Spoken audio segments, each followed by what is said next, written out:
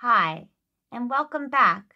I'm Karen Fernandez, and today on Living with Integrity, Creating an Abundant Life, we will start to pull together all we have established and learned.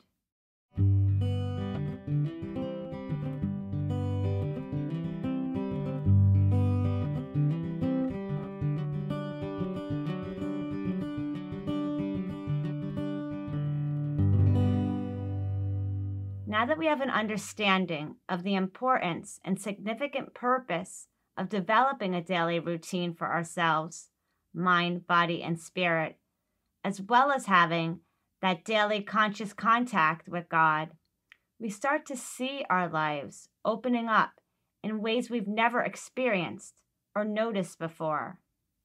Remember, life comes in on its own terms. We can't control all the day-to-day things that come at us or how they come in. So it's important to develop and have that awareness and that connection with God throughout the day. This will keep us balanced, centered, and able to face the challenges that come our way.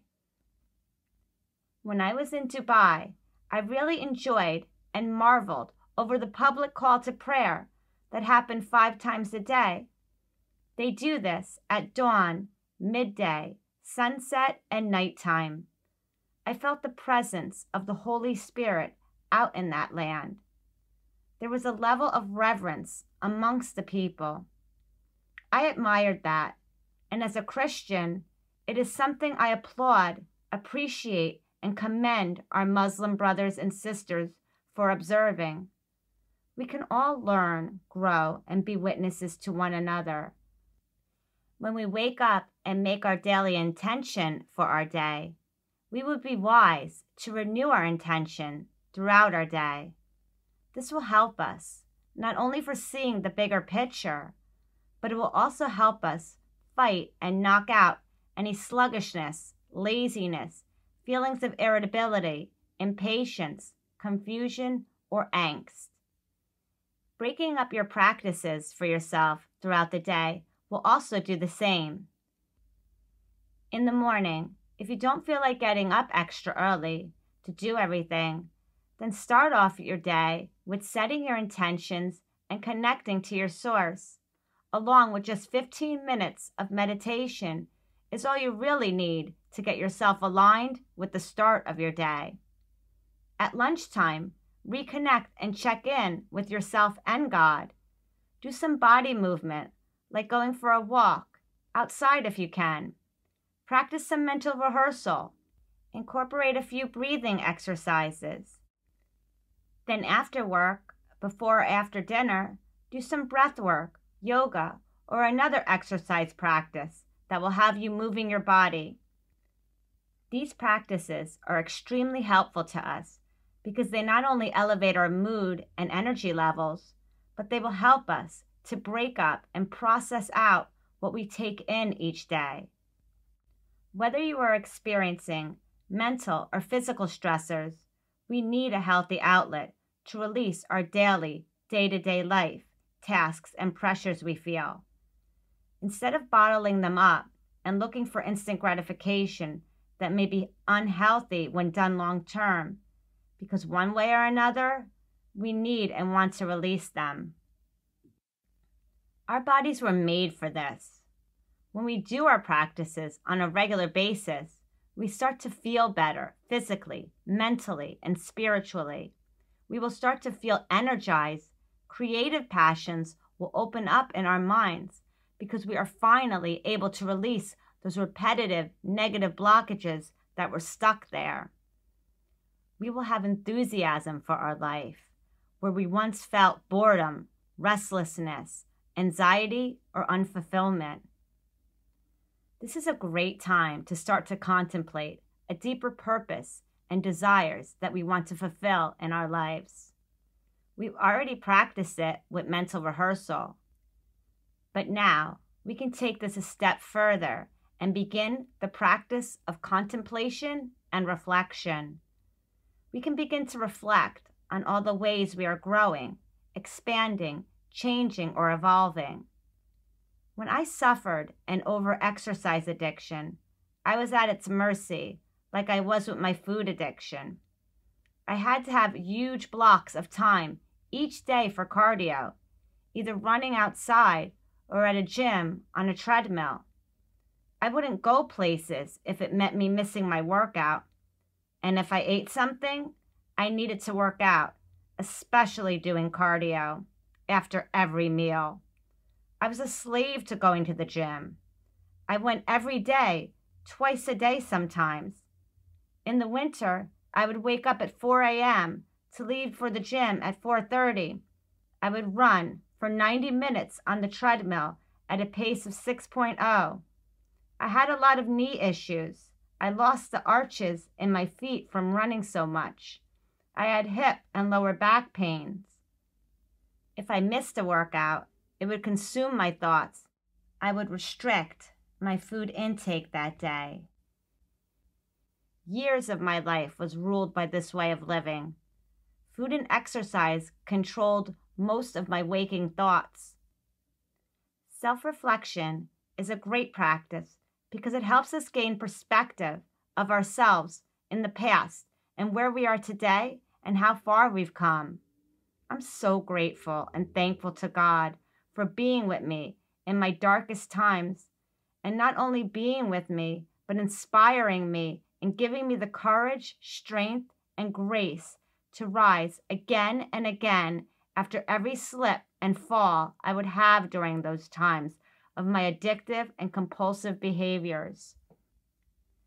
Building up that personal relationship with God really put my mind in a place of being teachable, trainable, willing, and open.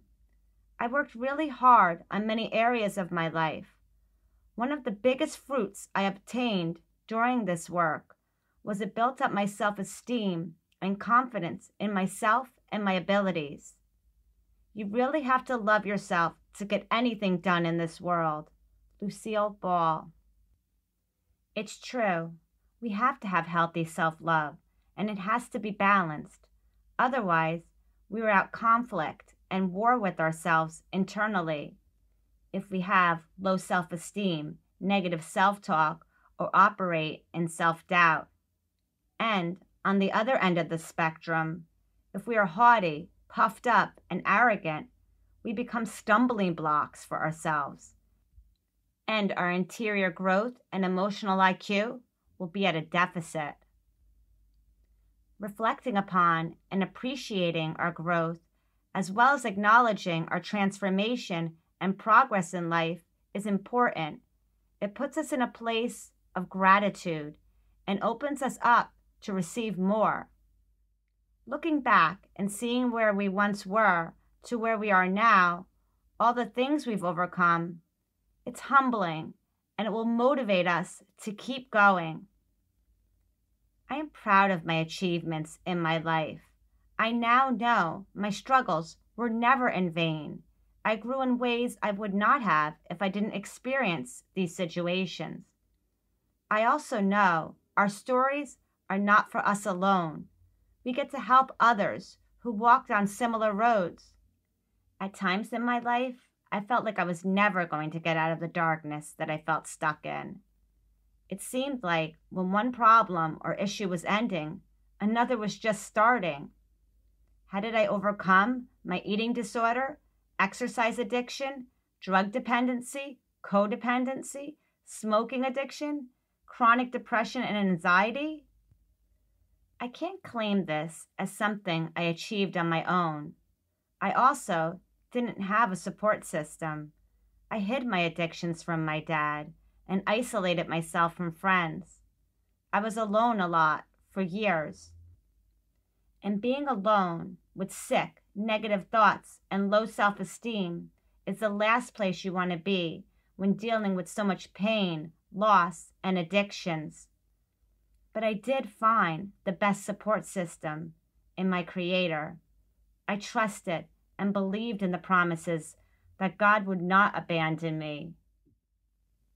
For I am the Lord your God, who takes hold of your right hand and says to you, "Do not fear. I will help you." Isaiah 41:13. God did help me and showed me that I wasn't lost, worthless, or forgotten. It was through my struggles, pains, and losses that I was able to grow and understand myself better. I realized that life wasn't happening to me, but for me, and in the most miraculous ways. Setting up a routine and a daily practice for myself calmed down my critter brain and allowed me to break the cycle of being stuck in stinking thinking.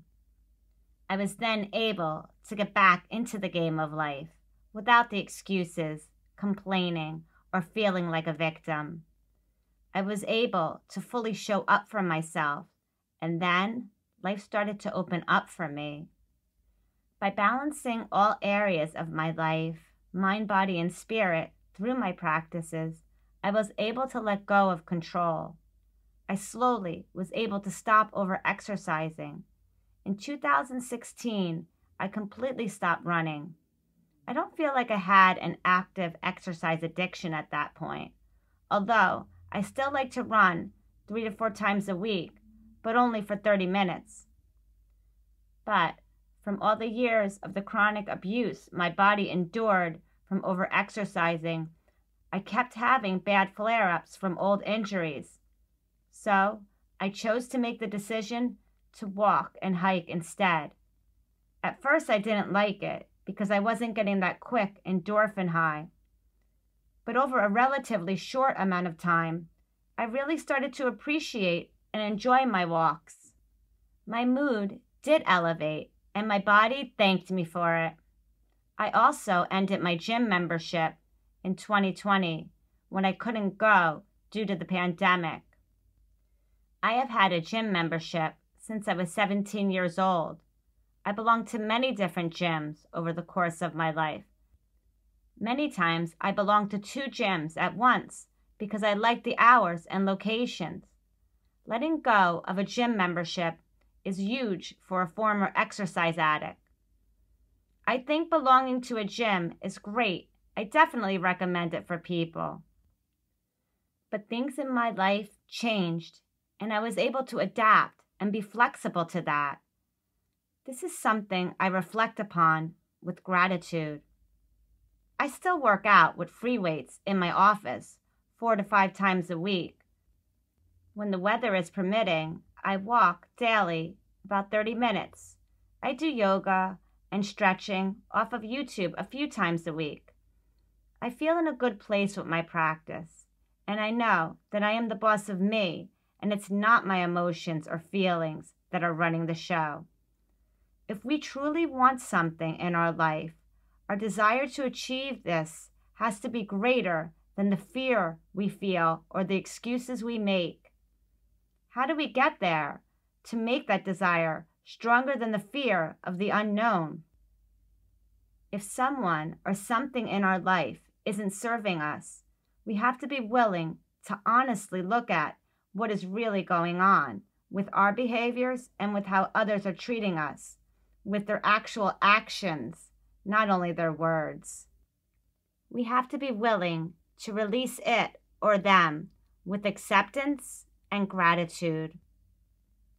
It takes practice and effort to cultivate acceptance in our lives. In life, there will always be difficult emotions, events that are beyond our control. Resistance is our human default reaction. Acceptance takes time, patience, understanding, and practice. Accepting that something happened or something is no more. How do we get there? And does this make us a doormat for others? Does it take away our power and freedom? How do we get to a place of acceptance when tragedy strikes or an injustice occurs? I believe it's a process, and it's gradual. It takes time and compassion. Some things are easier to accept than others, but ultimately, acceptance for the way something happened will free us, because no one can go back and change the past. Acceptance makes room in the heart and mind to clear out the clutter of the past, to let go of the situation that is now only present in the mind. I believe we have to become supernatural to fully be able to see the gift acceptance brings to us. We do possess a divine part of our being, so it is very much possible. For me, leaning on my relationship with God has helped me in all areas of my life, especially the interior nature of self. I can't say how I've been able to develop the virtues of my human character because I'm still a work in progress. And each situation that presents itself to me gives me the opportunity to step into that state and practice. I get the choice to walk through it or recoil from it. I've done both, but I have to say, walking through it, once on the other side, I've never regretted the walk, and I've always reaped the reward of the fruits it produced. Somehow, through our life's hardships, we are given an opportunity to receive a higher level of being, a deeper ability to understand, a pearl of great price, never to be the same as we once were.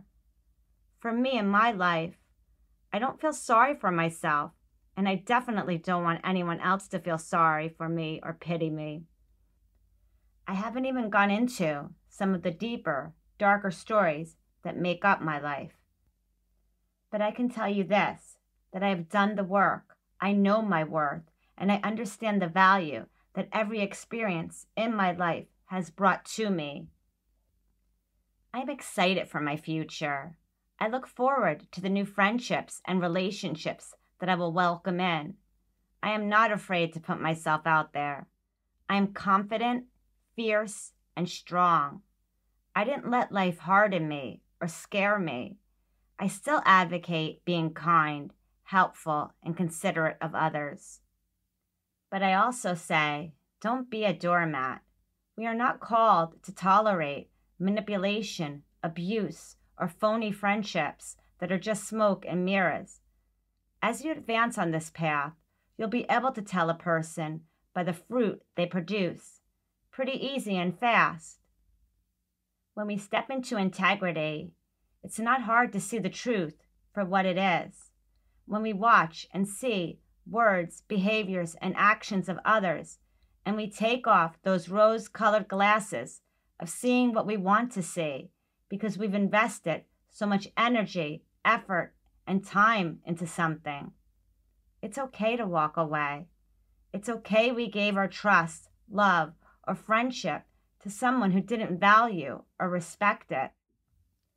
They are the ones who lose out, because when people act in this way, they aren't being genuine in their own lives, and it will block them from living the life they were meant to have.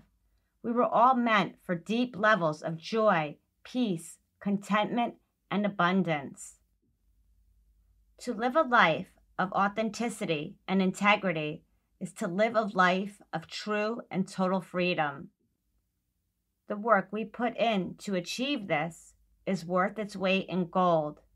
It may seem daunting at first, but that's only because the critter brain is telling you that. Because any change you try to make, the critter brain will fight. Remember, the critter brain fears the unknown. It's primitive.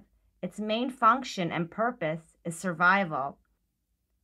So it wants to stay in the predictable past, even if that means your life is unsatisfying, stressful, or even miserable.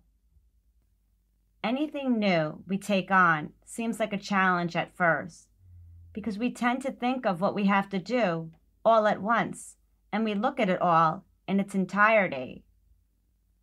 Chunk it down. We don't and can't do it all at once.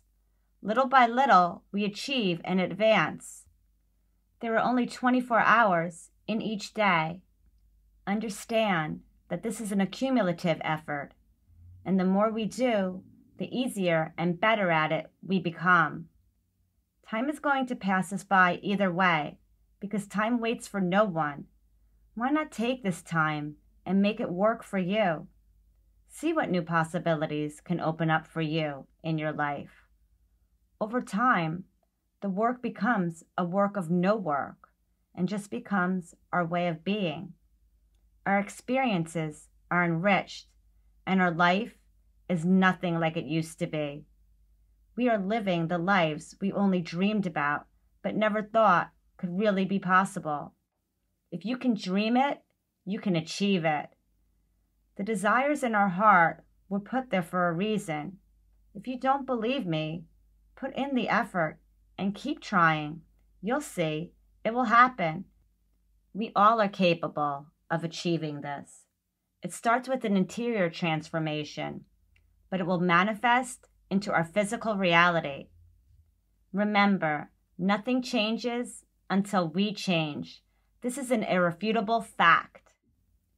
Those who go out weeping, carrying their seed to sow, will return with songs of joy, carrying their sheaves with them. Psalm 126, verse 6. Another reason we shouldn't get disheartened about taking on this effort is we are not doing this alone. We have God on our side. God is directly helping us and with us every step of the way. For God has not given us a spirit of fear and timidity, but of power, love, and self-discipline. 2 Timothy chapter 1, verse 7. We have to truly believe this. It is a choice. But once we do choose to believe, we will start seeing the results in our lives. It's the most amazing and humbling experience we can witness. Take these thoughts to contemplation, that the Creator of the universe has a personal interest in you and your life. God loves and cares for us in a way that no other human being possibly can. As humans, we have to sleep, work, eat. We have responsibilities, flaws, and a limited capacity because we are finite by nature. We all have limitations, and in this human estate, our lives have an expiration date. No one person can be with us, helping us, guiding us at every moment of our lives the way God is and does. God is infinite. God created us and loves us beyond our understanding. If you cannot comprehend that in any rational way, just believe that it is true. Trust that it is true, and see the possibilities in your life open up to show you confirmation of this. But remember, we have our part. God is not a puppet master holding us on strings. We have free will. So it will take our cooperation to do this work of transformation. But with God as our co-pilot, we can do anything. Try to view your life as a daily game. Some days you'll advance and win, and other days you will have setbacks and lose. We get a new 24 hours each day to start and try again. Don't worry about the falls and bad days. We all have them. They have their purpose in our life. We usually understand the what and why in hindsight for those days and periods in our lives. They are necessary and important. They grow us interiorly. God won't allow anything to come to us that isn't for our highest good or for the highest good of the collective. As humans, that may seem inconceivable at times because of the violence and tragedies we may experience. But God won't allow something unless something good can come out of it as well. It's hard to imagine that or believe this when we look at the death of a child or the horrors and the atrocities of wars, murders, rapes, and tortures we see inflicted on people. I don't have a reason as to why. It's so painful to witness, and the grief these events put us through change us permanently. We will never fully understand the hardships of life. God's ways are above our ability to fully comprehend and reconcile these things. God doesn't cause these pains. Humans are given free will. This is not a lasting dwelling place. Everyone wants to go to heaven, but no one wants to die. Death is a part of life, but it's not the last part. Death is the hardest part of our journey, but mostly for us who are left behind. The souls of the just are in the hands of God, and no torment shall touch them. They seem in the view of the foolish to be dead, and their passing away was thought an affliction, and their going forth from us utter destruction. But they are in peace. The Book of Wisdom. I have experienced great loss in my life and had the heartbreak of witnessing many others go through tremendous grief and loss as well. Death is something that we all as a collective will experience.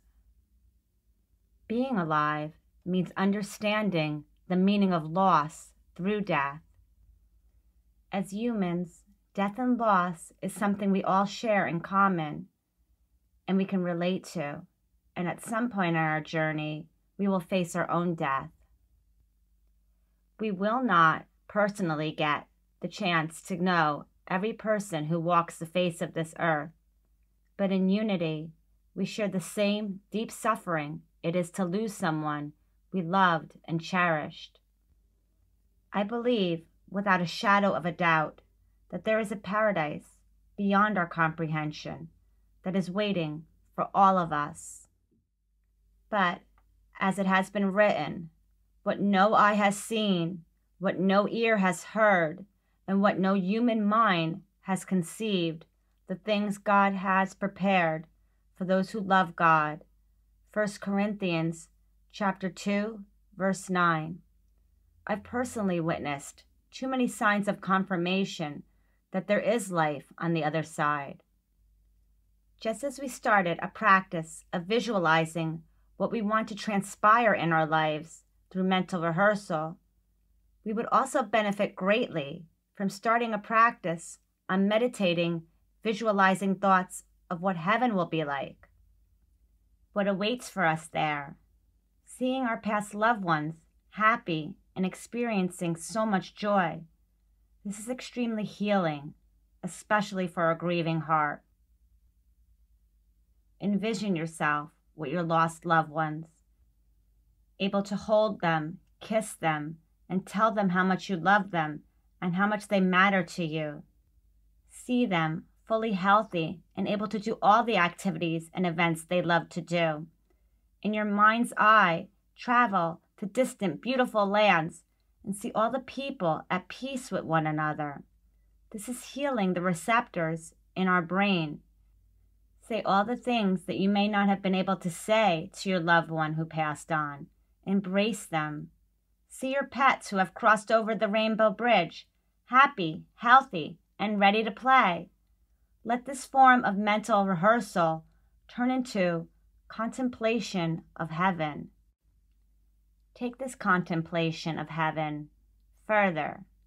See people happy, in harmony, laughing, dancing, playing, eating whatever they want, where there is no more darkness, only light, blue skies, any type and every type of landscape you can imagine, all the animals of the earth, healthy and at peace with each other. Use your wildest imaginations to dream up what eternity must be like, a place of everlasting joy, peace, harmony, and love.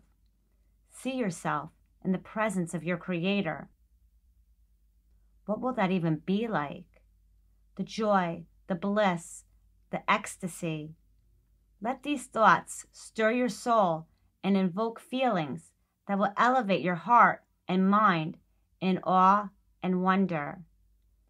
These thoughts will help us to put a story to something that is beyond us. Heaven is real. There have been endless accounts from so many different people of all ages and backgrounds describing similar near-death experiences of feeling peace, no pain, no fear, some seeing a bright light. Just because we haven't seen heaven doesn't mean it's not real. There are a lot of things we can't see with the naked eye, and they are real. When we think about time in regards to eternity, it's almost impossible to wrap our minds around that notion and what it would be like for us.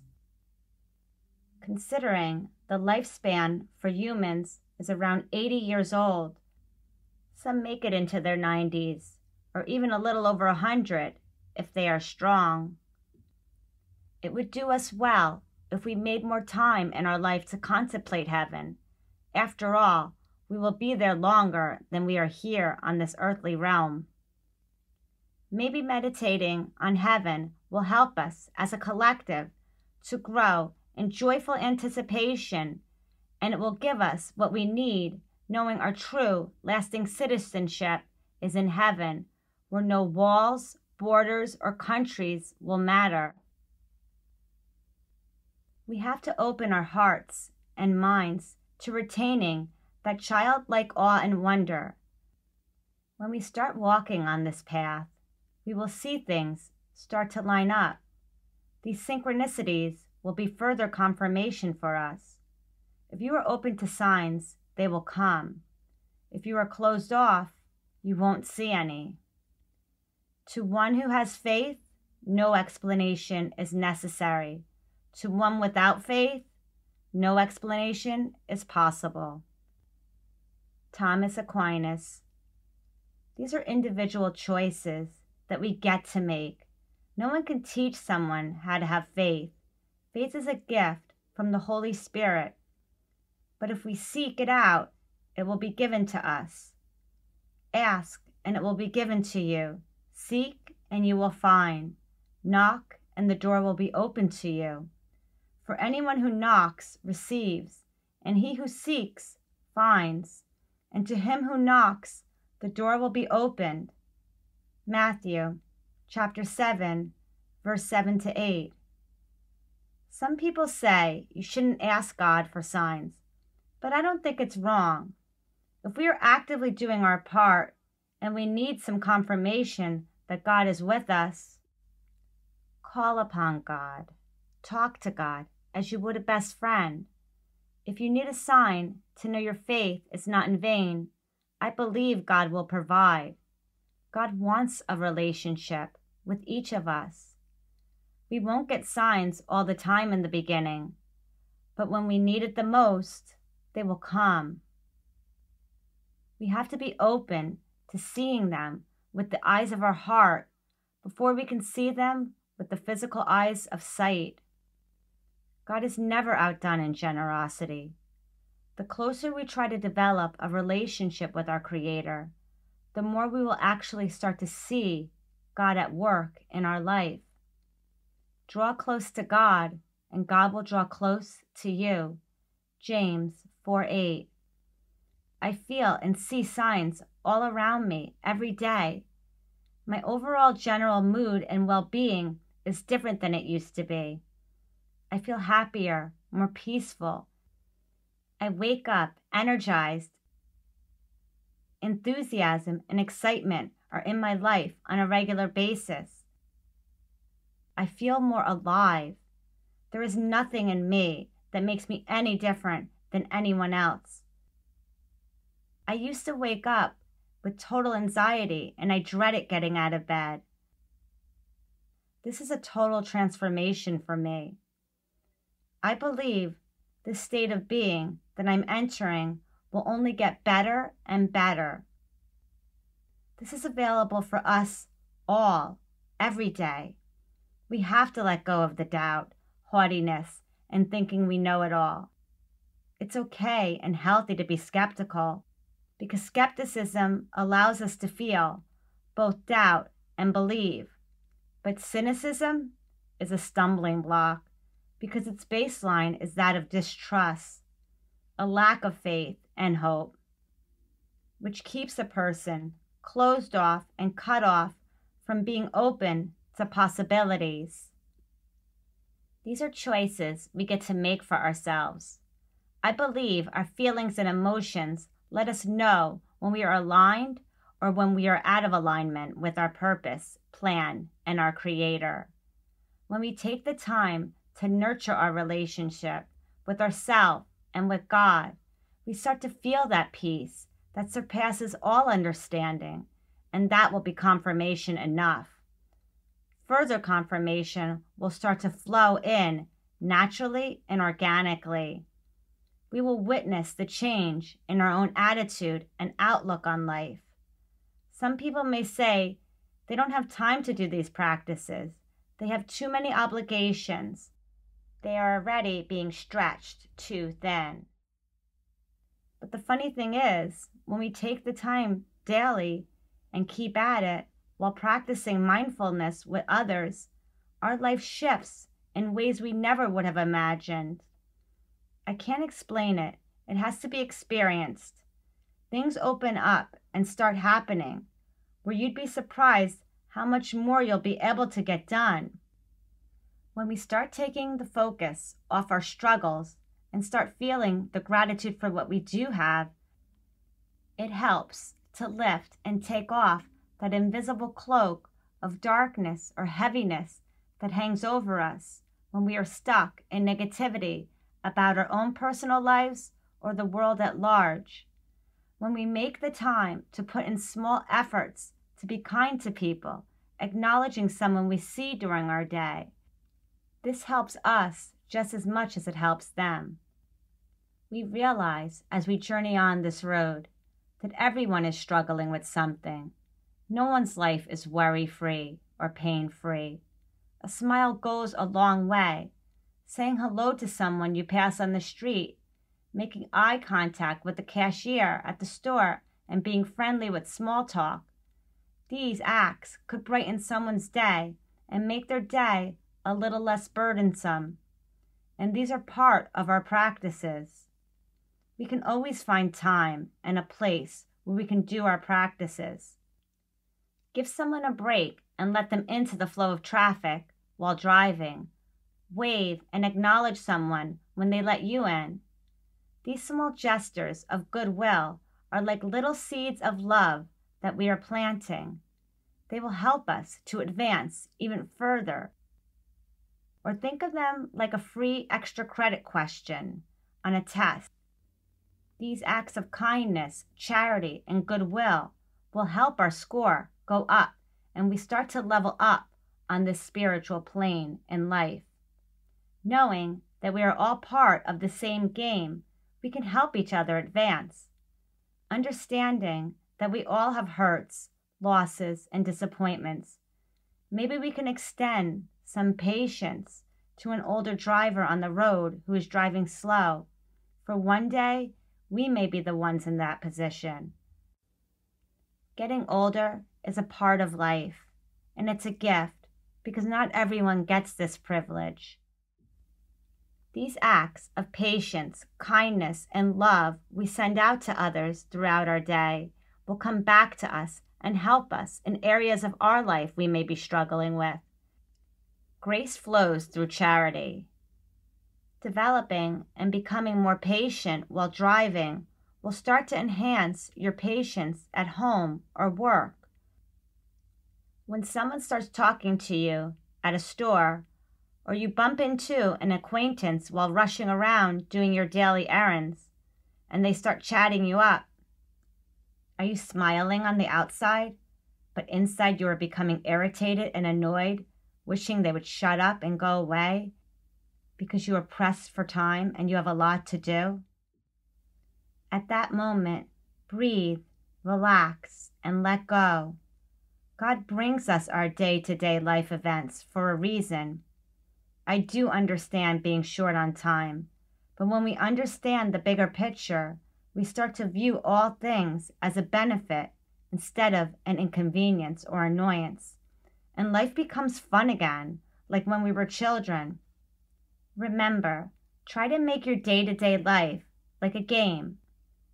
These situations can elevate our moods and emotions, and we can start living life at a higher state of consciousness. Or, if we feed into that negative voice in our head, we will stay in anxiety and stress, maybe even grow more impatient and irritable. I remember one time when I was at the grocery store on my lunch break. I was pressed for time, and I needed to get some things because I was busy later, and that was the only time I could do it. This older man started to talk to me. I have a natural affinity towards the elderly, but I am human and flawed and can be very impatient. It was the last thing that I wanted or needed to be doing at that moment. As he was speaking, I could feel the anxiety inside myself growing. I was annoyed, and the voice in my head was telling me, "Hurry up, stop talking. You won't have time to even eat now." I was wishing he would stop talking and thinking about the time that he was taking away from me. I wasn't even done shopping yet. I was hardly even able to take anything in that he was saying. And honestly, I don't remember anything he said to me, except for what he said at the very end. Before he walked away, he thanked me for talking to him and listening to him, that he had lost his wife of 50+ years about 2 years earlier, and he was alone all the time and had no one to talk to. He walked away smiling, and I walked away feeling like a real jerk. I was grateful I didn't brush him off or told him I didn't have time to talk, although that did enter my mind at one point. We have to be compassionate towards others, but we also have to be compassionate with ourselves as well. We are growing and learning. We obviously can't be present and there for every single person we meet daily, and we shouldn't feel like we have to. But sometimes we are given opportunities to be a source of light, hope, and love to others. Let's make an effort to take some of those opportunities because they really benefit us as well as others. I can't remember that day, all that I had to do, and what I needed to get done that was so important. This happened about 10 to 12 years ago. But I remember how happy he was walking away from me. It made an impact on me. And even though I can't remember anything we talked about in that conversation, I remember his last words to me. We won't remember most of our conversations and things we do in our day-to-day life, but we will remember how people made us feel, and they will remember the same about us. Life is a beautiful and tremendous gift. I know at times it can feel like hell. There have been times in my life I wanted to end my life, and a couple of times I almost died from drugs or weak attempts to end my life. But God had other plans for me, so I definitely understand what deep pain, hopelessness, and darkness can feel like. But by the grace of God, it wasn't my time. God gives us the desire to live. God wants us to enjoy life. God is the author of life. We all have a purpose, a plan, and our story matters. Each of our stories. When we awaken to the truth and understanding that God is with each of us every day and that we are fully loved and fully supported, that we can meet God in every person we come in contact with, because God dwells in all of us, even the most cruelest individuals out there. There is a suffering Christ within that wounded soul. I know that's hard to imagine and understand, and I'm not suggesting we befriend those types of individuals, but just to understand that God created us all and God gave us free will. When we build up wounds, hurts, terrible unresolved anger, rage, grief, and pain, this sickness can grow and we can become monsters. But we also have a greater capacity to be a healing force in this world by word, act, and deed. Be the change you wish to see in the world. Mahatma Gandhi. We are witnesses to each other, mentors, teachers, guides, and inspirations to one another. We are creators. We were born to create. What are we creating in and for our lives? What examples are we putting out there to others? We have so much power. Are we using it in all the ways we could?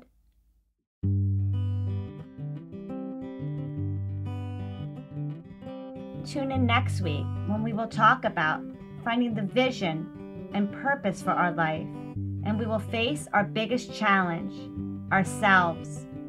And we will go over the top 10 rules to help us change our lives and learning how to have fun while doing it.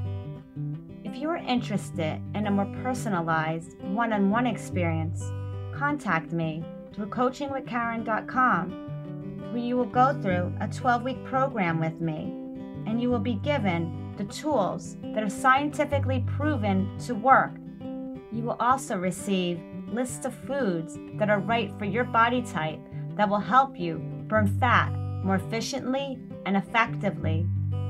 I will be there to motivate you, support you, encourage you, and to keep you accountable to these goals, to help you become the leading authority of your own health and life. The link to the website is located in the episode description. Thank you for listening.